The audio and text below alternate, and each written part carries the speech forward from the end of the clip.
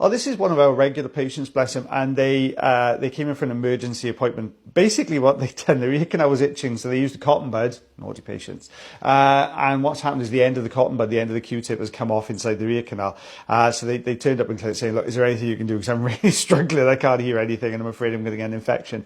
So we brought them through as an emergency appointment. You can see the tail end of this cotton bud here. We're just going to draw this down the canal. Look at that. It wasn't a small piece that came off, it was the whole end of the cotton bud as well.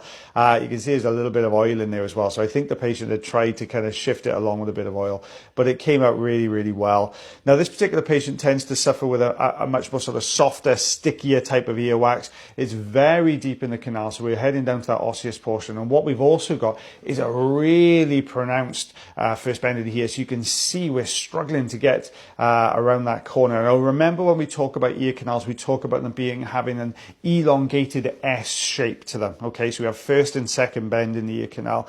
Now, obviously, the severity of those bends varies so much from patient to patient. And when we're putting the endoscope in, the endoscope is basically a rod endoscope. So you imagine a very thin but straight piece of metal that we have to get in there. Now, if you've got to negotiate those bends, if you've got quite a severe one, it's a lot harder to negotiate and sometimes get a really clear view without pushing the sort of ear canal, the entrance to the ear canal open a little bit to be able to get that angle to be able to see the view.